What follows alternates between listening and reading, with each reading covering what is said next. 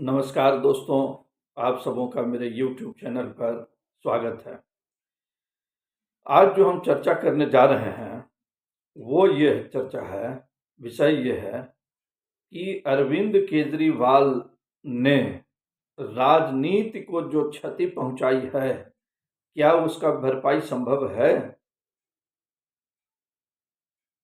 लोग कहेंगे कि ये क्या विषय है, लेकिन मेरा मानना ये है कि निश्चित तौर पर अरविंद केजरीवाल ने क्षति तो पहुंचाई है। राजनीति को ऐसे मोड़ पर ले जाकर के उन्होंने झटका दिया है, धोखा दिया है, जिसकी भरपाई बहुत ही मुश्किल है। बहुत ही सातिराना शब्द का प्रयोग मैं कर रहा हूं, बहुत ही सातिराना ढंग से उन्होंने राजनीति में एंट्री की, सोची समझी साजिश के तहत। और आप सोचिए, आप याद कीजिए उन दिनों को, जबकि वो भ्रष्टाचार के खिलाफ जो है अनशन पर बैठे थे दिल्ली में, तो उस अनशन के कार्यक्रम का ब्रांड एम्बेसडर कौन था? उस अनशन का ब्रांड एम्बेसडर जो है आदरणीय अन्ना हजारे जैसी हस्ती थी, जिसकी विश्वसनीयता पर कोई उंगली नहीं उठा सकता था। उसके ब्रांड एम्बेसडर अरविंद केजरीवाल नहीं थे। उस आंदोलन के ब्रांड एम्बेसडर अन्ना हजारे जी थे, जिनकी विश्वसनीयता स्थापित थे, कोई उंगली नहीं उठा सकता था। लोग घर बार छोड़ करके प्रतिष्ठित अपना जो है सो पत्रकार लोग उसमें अपनी नौकरी छोड़ करके शामिल हो गए। अच्छे अच्छे छात्र जो है सो अपनी पढ़ाई छोड़ करके शामिल हो गए। अच्छी प्राइवेट नौकरियों वाले लोग जो है सो इसमें शामिल हो गए। अधिवक्ता लोग शामिल हो गए। मतलब कि एक ऐसा मूवमेंट उस समय चला जो बहुत दिन पहले तक जो है सो दिखाई नहीं पड़ा था।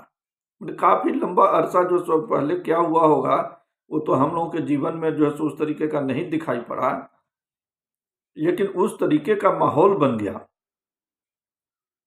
लोग शामिल हो गए।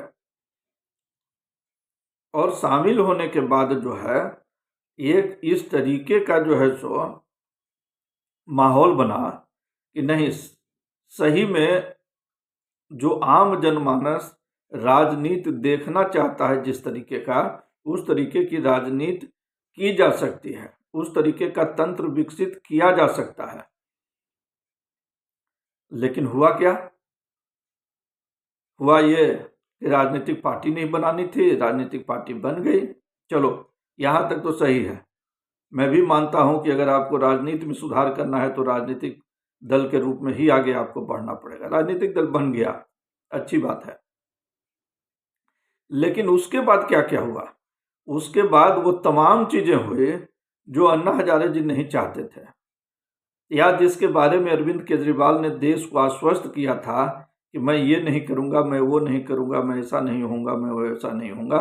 वो सारी चीजें अरविंद केजरीवाल जी ने कर दी। और उस जमाने के जो भी उनके साथी थे, जिन्होंने इस आंदोलन का बागडोर अपने हाथों में ले लिया था, चाहे फंडिंग का मामला हो, चाहे सक्रियता का मामला हो, चाहे सामाजिक सरोकार का मामला हो, सारे चेहरे धीरे धीरे कर करके जो है हटते चले गए। प्रशांत भूषण जी, सुप्रीम कोर्ट के वरिष्ठ अधिवक्ता, उनके पिताजी शशिभूषण बाबू, योगेंद्र यादव जी, आशुतोष जी, कुमार विश्वास, ये सारे लोग हटते चले गए। और हटने के बाद जो है उनके साथ कुछ चंद लोग जो है, भले उस जमाने में कार्यकर्ता के रूप में रहे होंगे, वही जो है तो इनके साथ रह गए।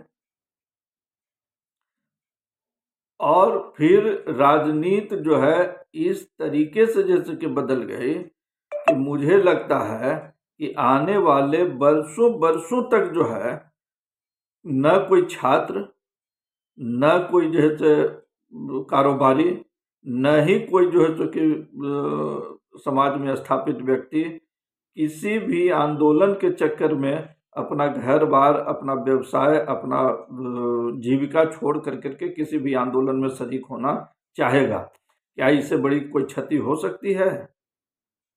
मेरे हिसाब से तो नहीं हो सकती है। अब क्या हुआ?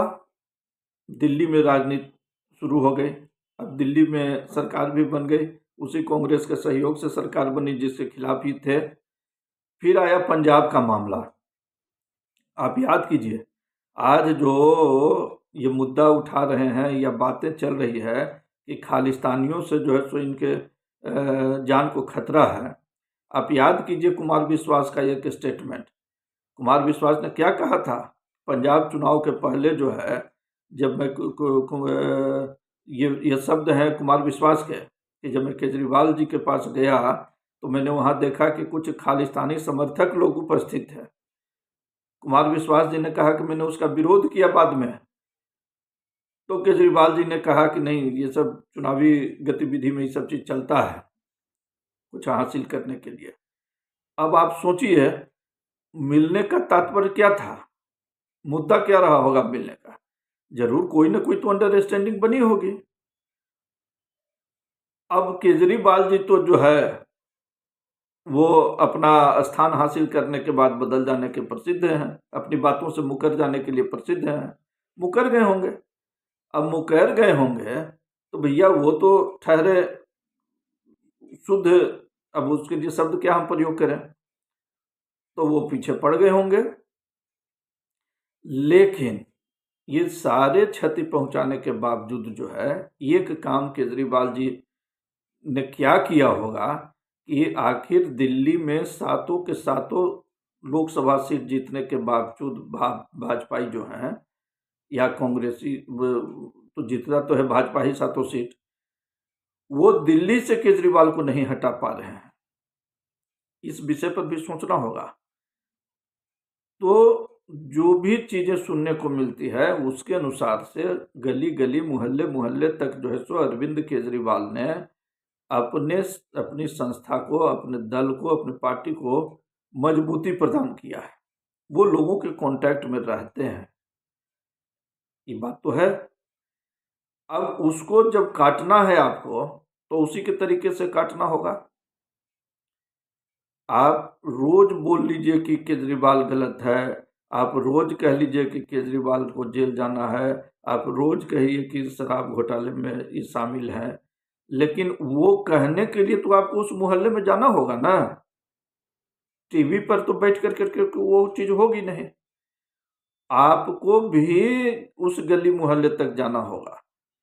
यहाँ एक ऐसी दोनों के बीच में खाई दिखती है अरविंद केजरीवाल के तंत्र में और बाकी राजनीतिक दलों के तंत्र में जो है ये कमी है। जो भी लोग प्रतिस्पर्धा कर रहे हैं, जो भी लोग केजरीवाल को हटाना चाह रहे हैं, दिल्ली में एक बहुत बड़ा जैसे कारण ये है कि दूसरे लोग जो है उस स्तर तक जो तो जमीनी स्तर तक नहीं पहुंच पा रहे हैं। तो इस विषय पर जो है आपने बना तो दिया है पन्ना प्रमुख, लेकिन बार बार जो है तो कि मैं एक बात कहता हूं हमेशा कि कोई भी लोकसभा क्षेत्र का जो है सो उम्मीदवार हो, कोई भी विधानसभा क्षेत्र का उम्मीदवार हो, वो मुंह जवानी क्या अपने पन्ना प्रमुखों का नाम जानता है? छोड़ दीजिए, कोई मंडल अध्यक्ष भी जो है उसको भी अपने यहाँ के पन्ना प्रमुखों का नाम जो है मुंह जवानी याद है कि अगर उसको बोला जाए तो अपने पन्ना प्रमुखों का नाम बोलना शुरू कर दे। जिस दिन ये चीजें हो जाएंगी, आप भी देश को बचाने के लिए, देश की राजनीति को स्वच्छ करने के लिए, देश को केजरीवाल के सातिराना अंदाज से बचाने के लिए सक्षम हो जाएंगे। लेकिन उसके लिए आपको जमीन पर उतरना होगा। उसके लिए आपको भी अपने मोहल्ले को, अपने गली को, अपने वार्ड को अपने दल के समर्पित कार्यकर्ताओं के सहारे मजबूत करना होगा। जब कार्यकर्ता को आप जानिएगा तब न जनता को आप जानिएगा जी।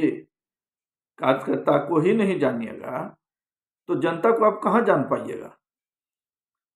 इसलिए यह समय की मांग है कि ऐसे राजनीतिक दलों को जो है केजरीवाल जिसने राजनीति को बहुत बड़ी क्षति पहुंचाई है उसे मुक्त कराना एक बहुत बड़ी जिम्मेवारी है।